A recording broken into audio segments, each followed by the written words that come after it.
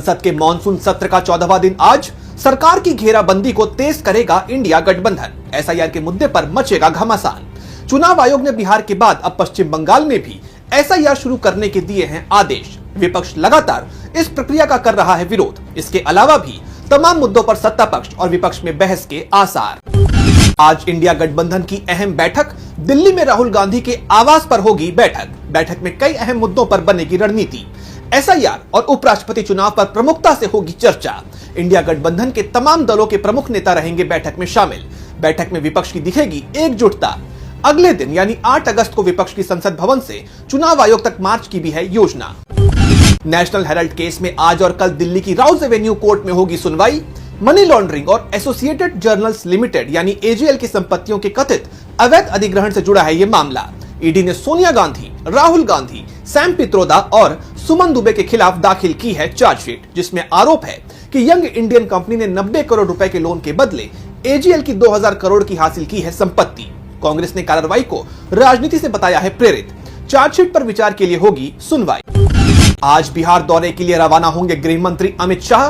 रात 9 बजे पटना एयरपोर्ट पर लैंड होगी फ्लाइट। रात में ही बीजेपी के कुछ नेताओं के साथ पटना में करेंगे बैठक। सीतामढ़ी में जानकी मंदिर के शिलान्यास कार्यक्रम के लिए पटना पहुंचेंगे गृह मंत्री। बतौर मुख्य अतिथि कार्यक्रम में होंगे शामिल।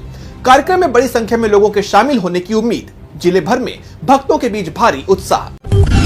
छत्तीसगढ़ की बीजेपी सरकार की बढ़ेंगी मुश्किलें। बिजली बिल के खिलाफ कांग्रेस करेगी हल्ला बोल। सभी बिजली घरों पर होगा कांग्रेस का प्रदर्शन। 400 यूनिट तक बिजली बिल हाफ योजना को फिर से लागू करने की मांग पर अड़ी है पार्टी ने किया जिला मुख्यालय स्थित बिजली कार्यालयों के सामने विरोध प्रदर्शन और पुतला दहन करने का ऐलान। प्रदेश की साय सरकार ने बिजली की दरों में की है बेतहाशा बढ़ोतरी।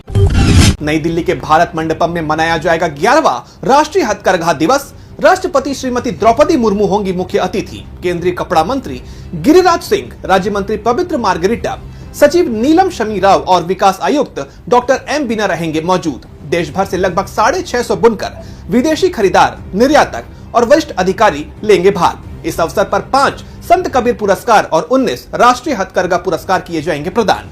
पुरस्कार सूची और कॉफी टेबल बुक का भी विमोचन करेंगी राष्ट्रपति। आज सुबह नई दिल्ली के आईसीएआर पूसा परिसर में एमएस स्वामीनाथन शताब्दी अंतर्राष्ट्रीय सम्मेलन का उद्घाटन करेंगे पीएम मोदी। प्रख्यात कृषि वैज्ञानिक डॉक्टर एमएस स्वामीनाथन की जन्म शताब्दी के उपलक्ष्य में आयोजित किया जा रहा है ये कार्यक्रम, जिन्हें भारत में हरित क्रांति का माना जाता है जनक।